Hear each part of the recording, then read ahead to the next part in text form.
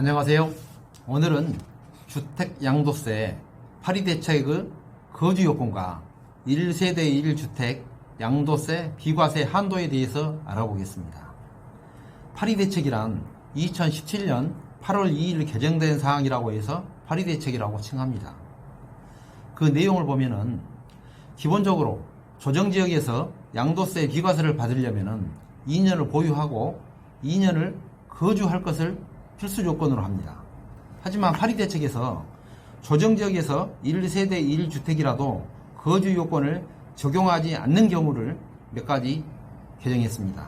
첫째는 2017년 8월 2일 기준으로 그 전에 잔금을 치르고 취득한 경우. 둘째, 무주택자가 조정지역이 지정되기 전에 매매계약서를 쓰고 계약금을 입금했는데 잔금 입금 때 조정지역이 된 경우에는 거주 요건을 적용하지 않습니다.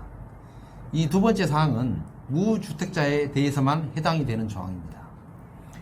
기존 1주택자가 또 한 채를 매입한 경우는 두 번째 조항은 해당이 안 됩니다. 대부분 어떤 대책이 발표되면은 그 이전에 계약서를 작성하고 계약금을 정상 입금하였다면은 대책 발표 전에 기준을 적용해 줍니다. 하지만 거주 요건은 거기에 무주택자만 해당된다는 단서 조항이 있습니다. 다음은 1세대 1주택 양도소득세 비과세 한도에 대해서 알아보도록 하겠습니다. 양도소득세에는 비과세 한도가 있습니다. 1세대 1주택에 대해 비과세 요건을 갖추면 양도 차익의 모든 금액에 대해 비과세 해주는 것은 아닙니다. 예를 들어 1세대 1주택을 양도해서 50억의 양도 차익이 발생했다면 50억에 대해 모두 비과세를 적용하는 것은 아닙니다. 한편 양도 차익이 예를 들어서 한 3억 정도 발생한 것에 대해 비과세를 해주는 것은 어떻게 보면은 50억과 3억 똑같이 비과세를 해준다면 형평에 맞지 않다고 세무관계자는 생각하는가 봅니다.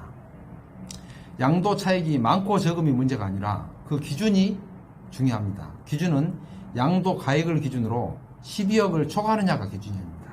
즉 12억을 초과하는 주택을 양도하는 경우에는 12억을 초과하는 부분에 대해서는 양도세를 내야 합니다.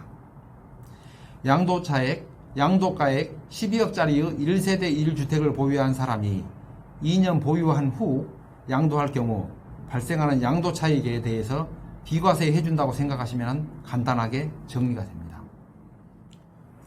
최근에 조정지역을 해제하여 비조정지역으로 된 지역이 많습니다.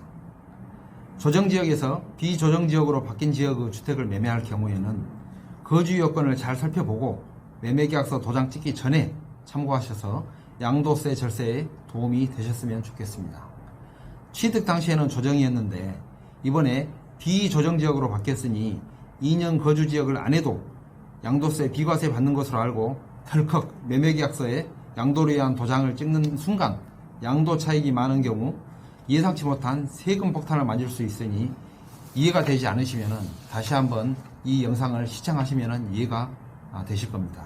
결론은 취득 당시에 조정지역이었으면 2년 보유 플러스 2년 거주, 취득 당시에 비조정지역이었으면 2년 보유만 해도 양도 차익 과표 12억까지는 비과세 된다는 것만 기억하시면 되겠습니다. 다음에는 다주택자 양도소득세에 대해서 알아보겠습니다. 감사합니다.